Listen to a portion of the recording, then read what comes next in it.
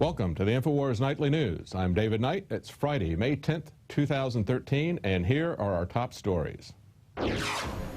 Tonight, Obama gave Benghazi stand-down order. Kidnapping victim removed from the missing persons database 15 months after she was snatched off the street. And the interest rate swap scandal that's ruining our economy. All that and more on the Infowars Nightly News.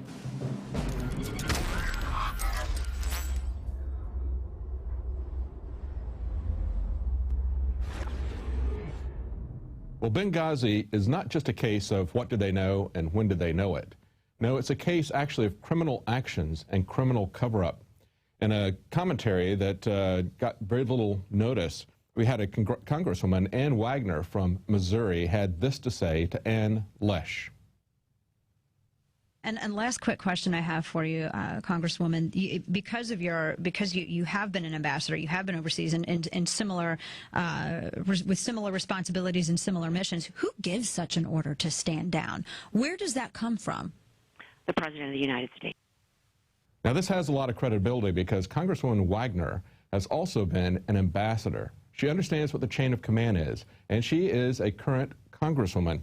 Now, Greg Hicks, in his whistleblower testimony, revealed that after Stevenson had been killed, but while the attack was still ongoing, the Libyan military agreed to fly their C-130 to Benghazi and carry additional personnel to Benghazi as reinforcements, including U.S. Special Forces, but that a call came through from Special Ops Command Africa saying, you can't go now, you don't have authority to go now, and they were told not to board the flight, so they missed it, said Hicks. So this is what we're seeing here is there's a growing body of evidence that indicates that the entire purpose of the consulate there was to oversee a clandestine war there. And we know that Al-Qaeda, who is responsible for killing the ambassador and attacking the embassy, was being armed secretly. We put them in power in Libya. We have to ask, why was that even done in the first place? It's absolutely insane. But it also appears to be, as people have pointed out, there seems to be an internecine warfare going on within the CIA between civilian elements of the CIA and military elements in the CIA, as represented by David Petraeus. It's a very complicated situation, potentially, but at the heart of it are some very simple issues. And so we want to make this clear for people who are maybe MSNBC viewers typically, or people who watch mainstream media. We thought we would make this simple. So we came up with kind of a David Letterman top 10 revelations. And this is from an article by from Town Hall by Guy Benson. He came up with some items. So here are the top 10 revelations about the Benghazi false flags. Number one, security provided by lightly armed Libya militia. That's right. Nordstrom, who was a U.S. security chief in Libya, said that they were complicit even in the attack. Number 9, requests denied for increased security. It was actually operating below minimum security, and only the Secretary of State, that would be Hillary Clinton, had the authority to grant exemptions for minimum security requirements. Number 8, State Department said austerity was not a factor in poor security, in spite of Democrat talking points. Number 7, Stevens was sent to vulnerable Benghazi at the behest of Clinton. Number 6, U.S. forces in Tripoli were told twice they did not have the authority to deploy to Benghazi during the attack. Now, whistleblower Mark Thompson, who's a career counterterrorism official at the State Department, said that he called the White House to request the immediate deployment of a foreign emergency support team to Benghazi and told that it was not the right time to do so, quote unquote. And then he was cut out of the communication loop. Number 5, the U.S. government did not seek permission from Libyan government to fly into the airspace. As Greg Hicks said in his whistleblower testimony, Libyan military agreed to fly their C-130 and carry personnel, but SOCOM Africa said, stand down. Number 4, Greg Hicks was gagged by Clinton. He was instructed not to speak with congressional investigators by Secretary Hillary Clinton's Chief of Staff, Cheryl Mills. Hicks said he had never faced a similar demand at any point during his distinguished 22-year diplomatic career, and when he refused to comply with this request, the State Department dispatched an attorney to act as a, quote, minder, who insisted on sitting in of all of his discussions with Congress. Number 3, Hicks was demoted after pushing back. After being lavishly praised by the President and the Secretary of State for his performance under fire, Assistant Secretary of State Beth Jones instantly reversed course and launched into a, quote, blistering critique, unquote, of Hicks' leadership. Number 2, Sam Basile. Yeah, this is the producer of the film that Clinton and Rice insisted was the problem. I was dealing with protests against our facilities that were clearly connected to that video. Right. There is an angry mob in the street. This began as was a spontaneous, not a premeditated response to what had transpired in Cairo. I know, I have heard about it. And in reaction to this very offensive video that was disseminated. They could save thousands of lives and billions of dollars of taxpayers' money. That the only people that I know who are in jail right now is the filmmaker. That's right, Sam Basile. Sounds like imbecile, doesn't it? Maybe he was their intended stooge. He actually produced this film called The Innocence of Muslims, which Hillary Clinton and Susan Rice continued to insist for several days. Even the mainstream media called them on the absurdity of this. They continued to state that this was just a Muslim street reaction to this film. Now, possibly this film was intended to inflame the street, but it was an offense not just to Muslims, but to anybody that watched it. Some of the worst filmmaking ever. Number 1 of the top 10 Benghazi false flag facts. What difference does it make? What difference at this point does it make? And for the latest developments on Benghazi, here's a special report from John Bowne. This is John Bowne with an Infowars Nightly News Alert. Damage control. That's what the Obama administration is dealing with right now. And before the whitewash media can just brush it all aside, let's do it for instance. For instance, you are an incumbent chief of police, and you've been running drugs with the local drug cartel, along with laundered money and weapons. So you come out with a video that blames the local drug cartel for all the crime in the area. Now, in order to keep this a very big secret, you've got to take out the only person that has any information, and that's your deputy. Now, your deputy is at home being surveilled by your surveillance drone. You call your drug cartel over to take him out. As he calls 911 and his family, and they all plead for help, you make the stand-down order. Now, the video shows that the drug cartel was responsible for all the crime in the area. And, of course, when the mainstream media comes and knocks on your door, you refer them to the video that caused the drug cartel to kill your deputy. Now, 9 times out of 10, this isn't going to work in the real world. But in the world of New World Order politics, it's just business as usual. 2 days after Susan Rice was awarded the 2013 Lewis E. Martin Great American Award, and 1 day after Hillary Clinton accepted the Public Service Award, the fallout from the Benghazi whistleblower hearings has already begun to motivate House Speaker John Boehner to apply weight on the Obama administration to release classified emails and talking points. Talking points that were revised 12 times, rewritten to the surprise of then CIA Director David Petraeus to exclude references to al-Qaeda and jihadists. One of the emails read during the hearing revealed that a top State Department head was well aware of Islamic terrorists being responsible for the attack. Days before our ambassador went on national television is telling the ambassador to Libya, the group that conducted the attacks, Ansar al-Sharia, is affiliated with Islamic terrorists. More emails allegedly force lower-level State Department officials to remove terrorism from the narrative, instead focusing on the intent of the attacks to be carried out based on the film Innocence of the Muslims, a film now exposed as a Middle East tension time bomb funded by anti-Muslim neocons from the Washington Institute for Near East Policy and the MEF, the Middle East Forum, with connections to the ADL. A massive think tank effort was put into the production of this unwatchable excuse for a film. Do not take any action until everything is over. Its usefulness, or so they thought, would serve the Obama administration in allegedly brokering a full cover of the elimination of State Department assets in order to allow the CIA, al-Qaeda storehouses of missiles and weapons recovered from Gaddafi to pass under the radar. First of all, let's be clear about what transpired here. What happened this week in Cairo, in Benghazi, was a result a direct result of a heinous and offensive video that was widely disseminated, that the U.S. government had nothing to do with. From the Business Insider, what's odd is that a Libyan ship, which reportedly weighed 400 tons and included SA-7s, docked in southern Turkey on September 6th, and its cargo ended up in the hands of Syrian rebels. The man who organized that shipment, Tripoli Military Council head Abdel Hakim Belhaj, worked directly with Stevens during the Libyan Revolution. Stevens' last meeting on September 11th was with Turkish Consul General Ali Said Akin, and a source told Fox News that Stevens was in Benghazi to negotiate a weapons transfer in an effort to get SA-7 missiles out of the hands of Libya-based extremists. As far as those responsible for the stand-down order, all roads are now leading right to the top, as was described by former Ambassador Ann Wagner. Stay with us as we offer more exclusive coverage on Benghazi that the whitewash media is too afraid to cover. John Bowne, Infowars Nightly News. That's right. Who would believe that Clinton and Obama would hold back rescue efforts in an attack that they perhaps set up?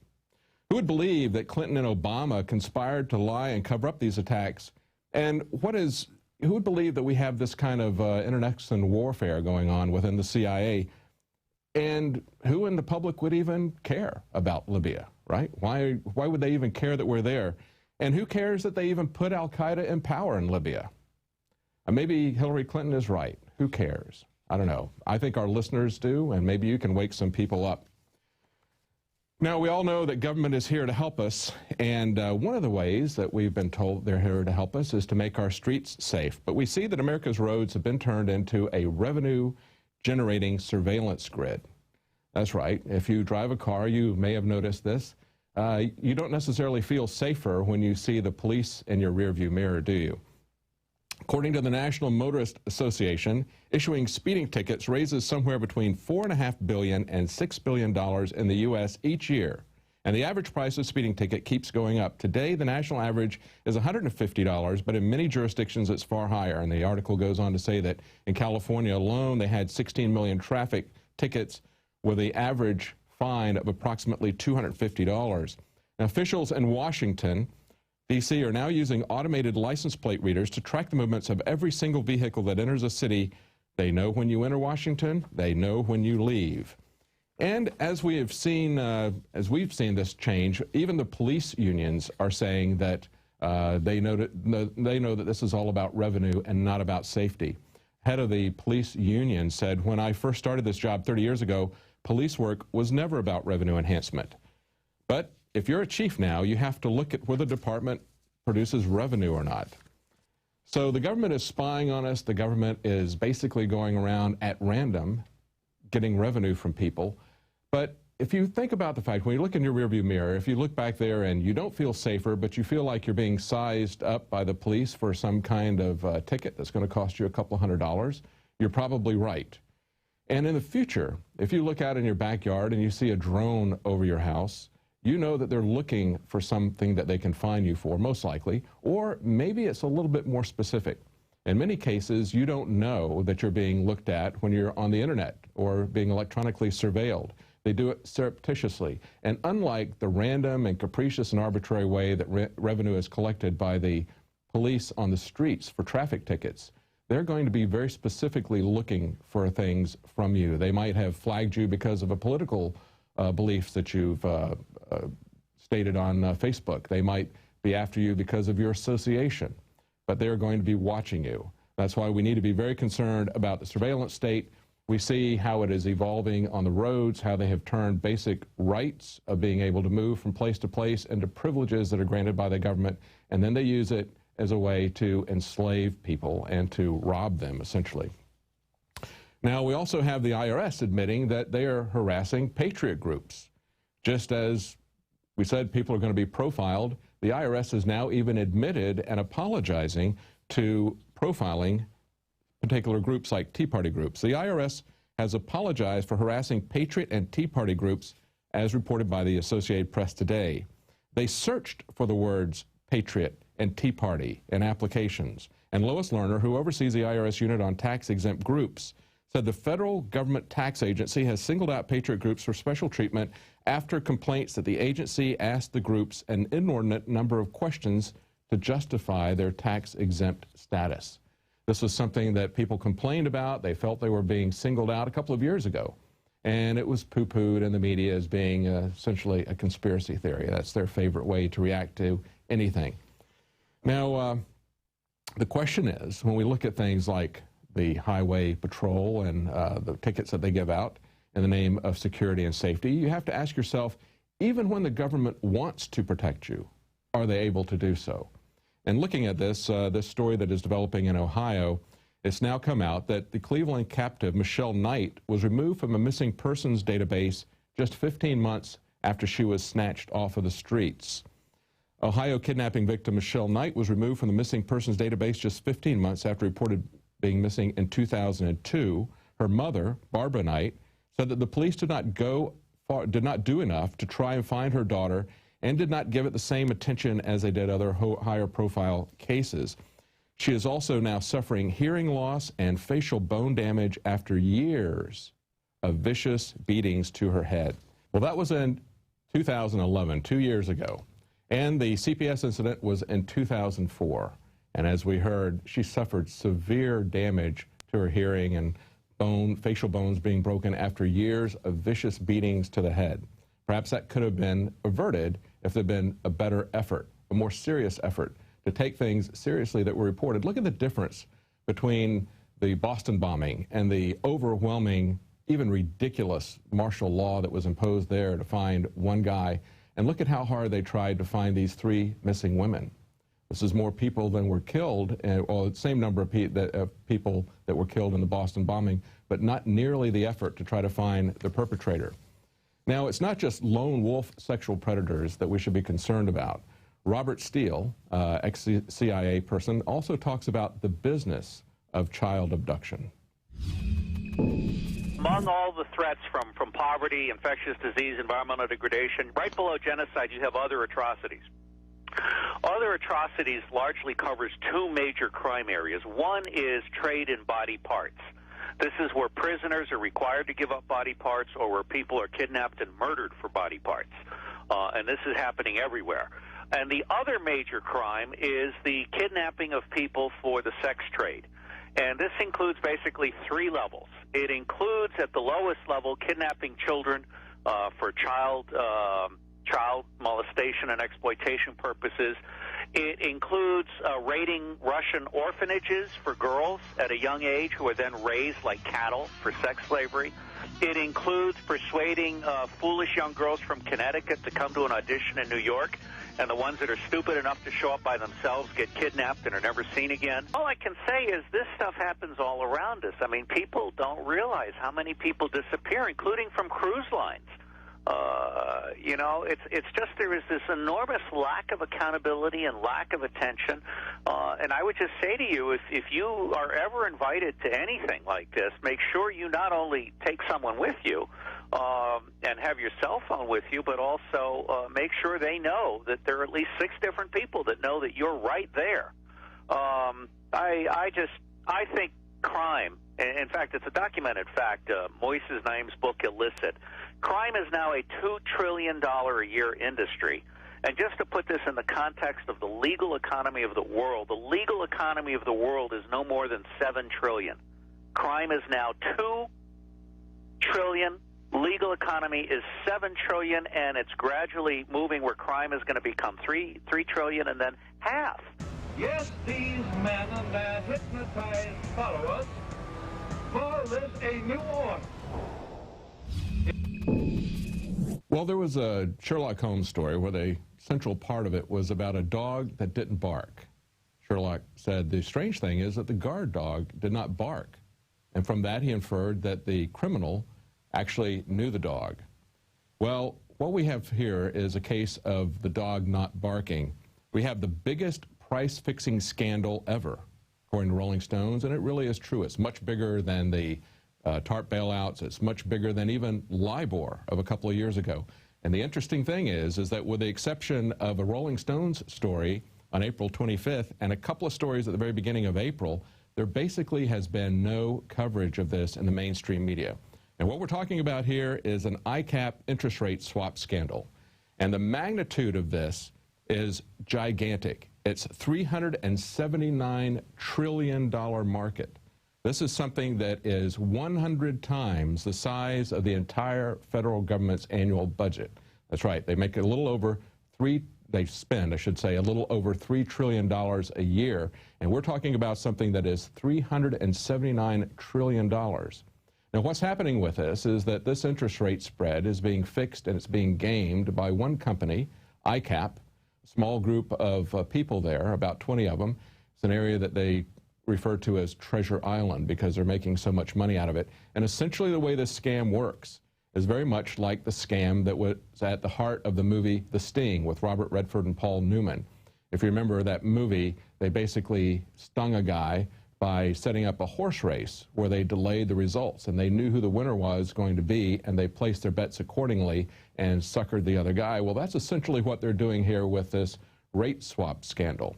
Just like we saw with LIBOR, we see giant banks making hundreds of trillions of dollars at the expense of individuals, at the expense of civil governments, private institutions, public institutions, governments across the world, and yet there is little to no coverage.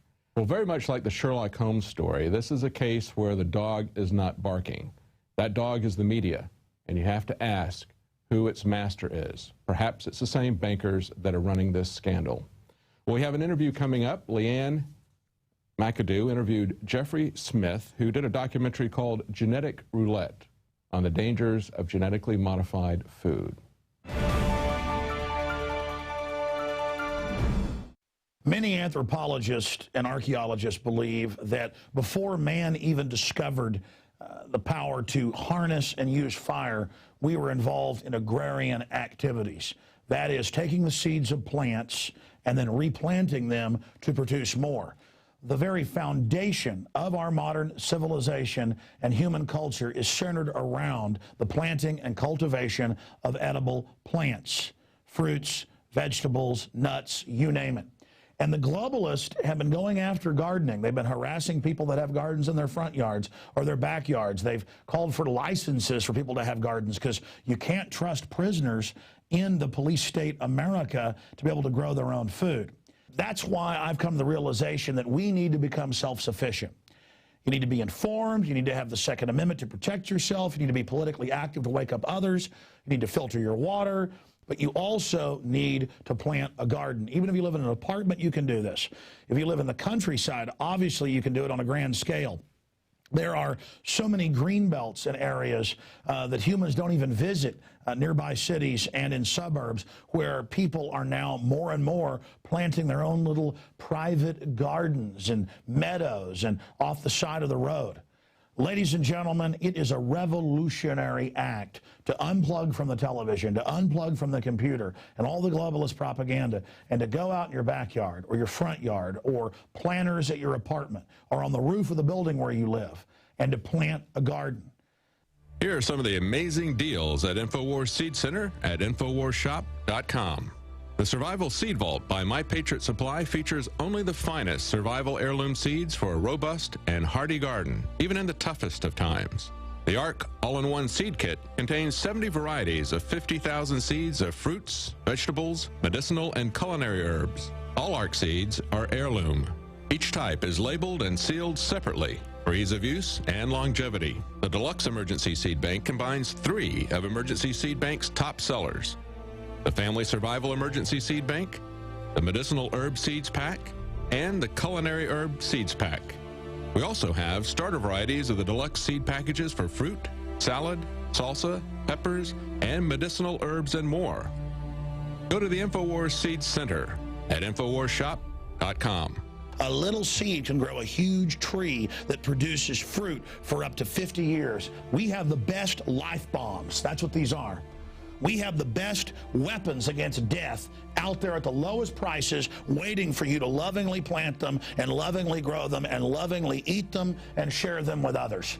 We will strike back against the New World Order, and this is only one more initiative in our fight against them. So please join us at InfoWarsShop.com, or you can link through at Infowars.com at the Infowars Seed Center. I'm Leanne Mcadoo with the Infowars Nightly News. The FDA and their loyal lobbying minions have no problem misleading the public when it comes to the health dangers of genetically modified foods. Now, with the recent passing of the so-called Monsanto Protection Act, is there anything that we can do to stop the demise of our food supply at the hands of biotech companies? Today, I'm going to be speaking with author and documentarian Jeffrey Smith, who is the executive director for the Institute for Responsible Technology. His latest documentary, Genetic Roulette, warns of the health dangers of genetically modified organisms. So thank you for being with us today, Jeffrey Smith. How are you?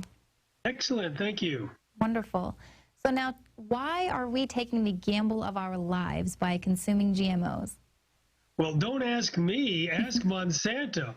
I mean, it ultimately comes down to political corruption, industry manipulation, collusion. And we can go back even to 1992 when the first Bush administration declared that GMOs were safe and that they weren't going to regulate it. Dan Quayle made a big announcement in the White House Indian Treaty Room. 2 days later, the much heralded FDA policy on GMOs came out saying, we don't see any difference, therefore no testing is necessary. Companies like Monsanto could determine on their own if GMOs are safe and put it on the market without telling the FDA or consumers. Monsanto told us that Agent Orange, PCBs, and DDT were safe. Well, the person in charge of that policy at the FDA was Monsanto's former attorney, Michael Taylor, later Monsanto's vice president and chief lobbyist, now back at the FDA as the U.S. food safety czar. So we didn't take the risk. We didn't put our lives at risk. It was Michael Taylor and his policy overruled or overlooked the concerns by the scientists at the FDA, which were very clearly explained in memo after memo made public from a lawsuit saying that GMOs were not only different, but dangerous. And they urged their superiors to require long-term testing, but were ignored. So we have been thrust into this unprecedented gamble where everything that we eat and all future generations are put at risk by this infant technology, genetic engineering. But I thought it was, you know, they just wanted to feed the world with this technology. Obviously, that's not, that's just the tip of it, I guess. Well, actually, it's not even the tip of it. It's a lie. The overwhelming consensus among the experts at feeding the world is that GMOs have nothing to offer in their current state. In fact, the huge ICAP report signed on by 58 countries, sponsored by the UN and the World Health Organization and WTO, basically said that GMOs are not in the picture in terms of feeding the world, eradicating poverty, or creating sustainable agriculture. In fact, genetically engineered crops on average reduce yield and increase the use of agricultural chemicals and concentrate the ownership of agriculture and are unsafe. Right, and so now researchers are basically kind of crossbreeding these organisms that are not meant to be compatible. How are scientists getting around the natural barriers to create these bizarre species? Well, they are bizarre. In fact, they've taken genes from spiders, inserted them into goats in the hopes that they could milk the goat to get spiderweb protein to make bulletproof vests. I'm not making this up. They've put jellyfish genes into kittens so that they glow in the dark. They've put human genes into corn to make spermicide. And the way they do it is they avoid completely the normal crossing of sexual reproduction. And so let's say you want to take a corn plant and make it into a registered pesticide, and millions of acres in the U.S. are, in fact, registered pesticide corn plants. You take a gene from soil bacteria called Bacillus thuringiensis. You make millions of copies of that gene that produces a toxin that breaks open the stomach of insects to kill them. You put it into a gun and shoot that gun into a plate of millions of cells and then clone those cells into a plant. And now every one of the cells of these genetically engineered BT corn plants has a little gene-sized spray bottle which creates a toxin that breaks open the stomach of insects to kill them. And it's in our food supply, and it's in the food supply of our children, and it's in the blood of pregnant women now, and it's in the blood of unborn fetuses. And the most recent studies have shown that it does, in fact, interact with human cells. It pokes holes in human cells just in the way that it kills insects. And in a study came out this week, it turns out it is cytotoxic. It causes problems in the blood of mice as well. So the Environmental Protection Agency, which registers these crops as pesticides, assured us that the Bt toxin had no impact on humans or mammals, ignored their own scientific advisory panel, and put it on the market without requiring any testing. Now, numerous doctors, thousands of them, which prescribe non-GMO diets, many of them believe that this Bt toxin in our corn may be related to massive gastrointestinal disorders, as well as leaky gut, which is linked to many other diseases. So is the Bt corn, is that the only sort of cross-species trait in our food, or are there other traits in other foods? What else is out there? The main crop that's genetically engineered is called herbicide tolerance. So Monsanto scientists found bacteria surviving in a chemical waste dump in the vicinity of Roundup herbicide. Roundup is an antibiotic. It normally kills bacteria, but this bacteria was surviving. So Monsanto scientists figured, great, let's put it in the food supply. So they took the gene that allowed the bacterium to survive and put it into soybeans. So now you can spray the field of soybeans with Roundup herbicide, and it won't kill the soybeans that are genetically engineered as Roundup ready. Now what happens is the Roundup ready soy and corn, cotton, canola, sugar beets, and alfalfa drink the Roundup, and they store a portion of it in the food that we eat. Roundup is not the benign herbicide that Monsanto wanted us to believe. And it turns out, a study came out last week by two very top scientists, one at MIT. I spent a long time interviewing her, and the glyphosate, or active ingredient in Roundup, is linked to essentially every major Western disease on the rise due to diet. So from cancer, obesity, diabetes, heart disease, anxiety, aggression, anorexia, Parkinson's, Alzheimer's, autism. It's very, very dangerous. And it is unfortunately in high concentrations of these Roundup ready crops, which is the vast majority of all GMOs that we eat. Right, and genetic roulette actually touches on the majority of the soy in Similac and baby formula is GMO, so our children are being used as lab rats, basically. So what are doctors saying about the effects of these GMOs in baby formula? Well, in the film Genetic Roulette, The Gamble of Our Lives, Michelle Perro, who is an award-winning pediatrician, she was rated as one of the top 10 pediatricians in the United States for many, many years. She said basically she's seeing very complicated diseases related to lack of ability of digestion among her patients.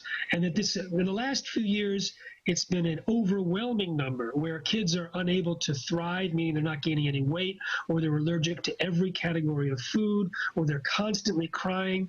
And when she was reviewing my book, Genetic Roulette, and saw the disrupted architecture of the cell walls along the intestines and stomach of rats that were fed genetically modified foods, she said to herself, uh-oh, we've got a problem, because this is the kind of disruption in the internal cellular architecture that she is sure she is seeing in the children that she's treating.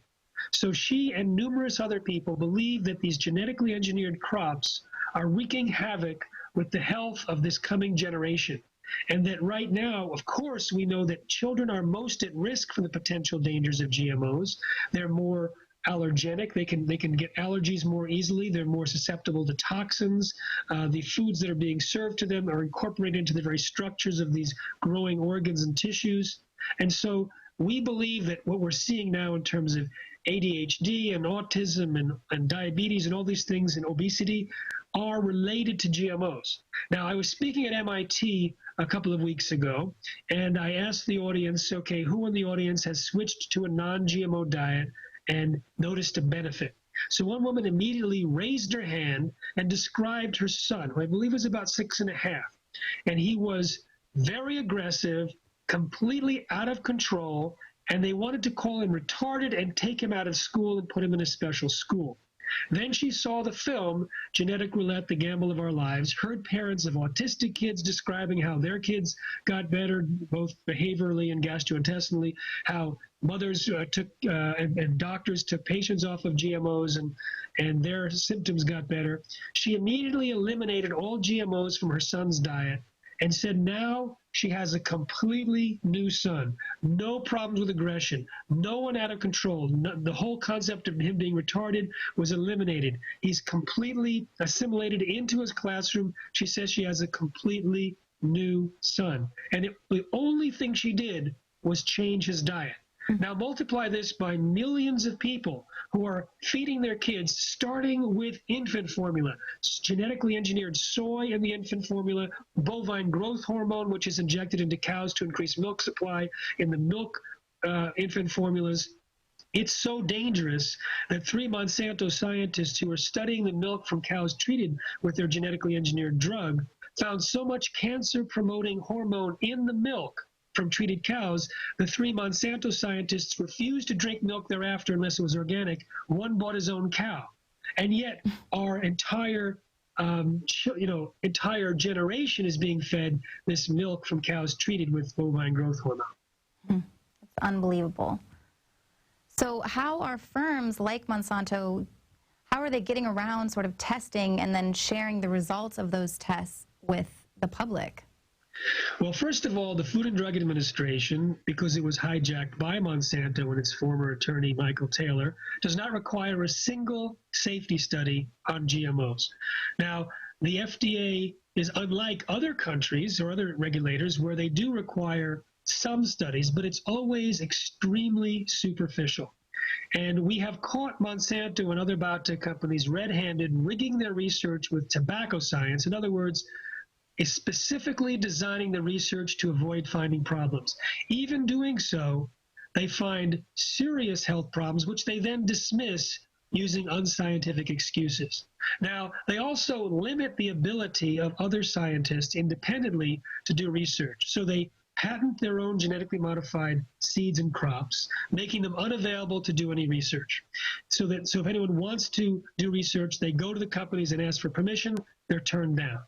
Then if someone does figure out a way to smuggle some seeds and do research, then they're attacked.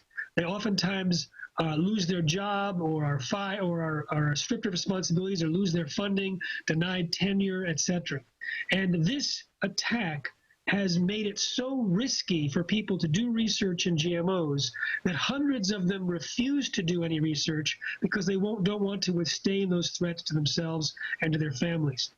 And if they do the research, it's often very difficult to publish. And if they do publish it, very often Monsanto or others will rush to publication a counter study, clearly rigged to avoid finding problems, clearly rigged to create the opposite effect, so they can say, well, it's just a question of which study you're looking at. And that's how they keep it out of the limelight. Most recently, a study was released on September 19th showing that they fed rats Monsanto's genetically modified Roundup Ready corn for 2 years. Now, Monsanto only does 90-day feeding studies, and during the first 90 days of this 2-year study, the next month they started developing tumors, and it grew so fast and so profoundly that up to 80% of the female rats had tumors, mostly of the mammary glands. Up to 50% of the male rats, they also had early death and organ damage. Well, as soon as this came out, the biotech industry jumped all over the study with unscientific claims, pretending that it wasn't an appropriate study, that had been discredited. And so they gave the same talking points from all over the world, so everyone could basically refer to the other pro-biotech apologists as verifying their own position, so that they could say there is now a consensus all over the planet that it's discredited information and shouldn't be focused on. That was just the chorus of the biotech people working for Monsanto directly or indirectly that were causing that hysteria. That is unbelievable. So what are two of the scariest things about consuming these genetically modified organisms? Well, one is if you are of childbearing age, there's a lot to be concerned about. We know that mice, rats, and hamsters that were fed genetically engineered Roundup-ready crops had damage to their testicles, uterus, ovaries. The DNA functioned differently in the embryo offspring when the parent mice were fed GM soy compared to non-GM soy. Female rats were fed genetically modified soy starting 2 weeks before they got pregnant. More than half of their babies died within 3 weeks compared to only 10% death rate among controls. Hamsters fed GM soy by the third generation had smaller babies, fewer babies, sterile babies, and some had hair growing in their mouths. Mice fed GM corn had smaller babies and fewer babies. It meant very, very serious problems for the next generation. But if you're not focused on the children, people find one of the scariest aspects as a result of the only human feeding study that has been published of late. And that showed that genes inserted into soybeans to make the soybeans Roundup ready actually transferred into the DNA of the bacteria living inside our intestines. That means that even after we stop eating GMOs, we have the DNA embedded living inside us. And in this case, in this particular study, the gut bacteria that had incorporated the DNA of the Roundup ready soy was in itself Roundup ready. It was unkillable with Roundup, suggesting that this transferred gene inside our gut bacteria was continually producing genetically modified proteins. Now, here's where it gets really scary. We know that corn chips are made from BT corn that produces a BT toxin that can poke holes in human cells and in insect cells, that can cause disruption, that can hurt red blood cells in mice, that can maybe be linked to inflammatory bowel, leaky gut, etc. It was found, the BT toxin was found in 93% of pregnant women tested. How come so many pregnant women had BT toxin in their blood when BT toxin should wash out quickly? This was done in Canada, not in Mexico, where they eat corn tortillas every day. So the authors suggested that the source of the BT toxin was eating the milk and meat of animals that fed on the corn. So they were thinking that you can get the BT toxin just from eating the milk and meat. But I think a more plausible explanation, and here's where the scary part comes in. Imagine if you eat a corn chip with BT toxin producing genes, and the gene that produces that toxin transfers to your gut bacteria and continues to function, converting it into living pesticide factories. That means that you have a toxin, which is a known allergen and a toxin which pokes holes in human cells, being produced continuously inside your own digestive tract.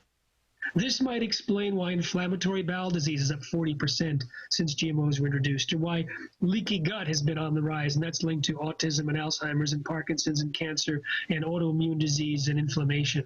Or it could be Crohn's disease or irritable bowel, or all these things that may be related to BT toxin, and that toxin may be produced continuously inside our own digestive tract. So when I tell people that is really cause for concern. But we do know the good news is this, that the thousands of doctors prescribing non-GMO diets, the veterinarians and farmers who take the livestock off of GMOs, the humans and animals are getting better. So we don't know, we're not monitoring the gut bacteria to know what changes are, but we do know that animals are getting better, and sometimes within 2 or 3 days. So that's the good news. Yeah, well, at least there is some good news. Yes. So is there a way that people can actually and easily avoid these GMOs? Yes, well, we have a website, non-GMOshoppingguide.com, and an iPhone application that's free called Shop No GMO. So non-GMOshoppingguide.com and Shop No GMO iPhone application. There's about 10,000 products that are third-party verified as non-GMO listed in the shopping guide. You can also buy products that are organic. They're not allowed to intentionally use GMOs. You can buy products that say non-GMO right on the label, especially non-GMO Project verified.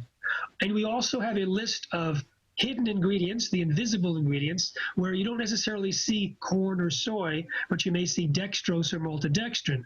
So we have a list of the 9 genetically modified food crops and their derivatives in the shopping guide, so you can go around the store, look at the products that you're going to buy, and see if it contains any of these derivatives of GMOs. The good news is in the produce section, you only have 4 to be concerned about. zucchini, yellow crookneck squash, corn, and papaya from Hawaii or China. These are 4 of the GM crops. The others are soy, cottonseed oil, canola oil, sugar from sugar beets, as well as alfalfa used as hay. These are the only 9 genetically modified food crops, and there are ways to avoid them. Now, we think that when about 5% of U.S. shoppers avoid brands that contain GM ingredients, that would be sufficient to create a tipping point of consumer rejection, turning GMOs into a marketing liability and forcing the companies to abandon GM ingredients. This is how GMOs were kicked out of Europe back in 1999. It was based on a high-profile food scandal where a scientist was ungagged and could finally talk about the dangers of GMOs. In Europe, over 700 articles were written within a single month in England alone, and that was enough to create a tipping point. But the mainstream media ignored the entire incident in the United States, and so the same companies that removed GMOs in Europe continue to sell us GMOs in the U.S. But we now see early signs of a tipping point, huge popularity among products labeled non-GMO, huge eruption of people wanting labeling and demanding non-GMO alternatives. So we think a tipping point is on its way. And you can learn more about the tipping point and how to become involved at responsibletechnology.org, which is at the Institute for Responsible Technology, responsibletechnology.org, where we can give free newsletters and free online audios and videos and other materials to keep everyone informed and active on this issue. Well, Jeffrey, thank you so much for all the information and for all that you're doing to inform the public about the dangers of GMOs and really giving us the tools to kind of stop it. And if it only takes 5% of us to get these out of our food supply, I don't think that that's too far off then. I agree. I think we're going to be seeing some very good news very soon. Thank you so much, Jeffrey. You're most welcome. We'll talk to you soon. Now, you can pick up a copy of Genetic Roulette. Both the book and DVD are at our Infowars store. That's at InfoWarsStore.com. Join us again here tomorrow at 7 p.m. Central. I'm Leanne Mcadoo for the Infowars Nightly News.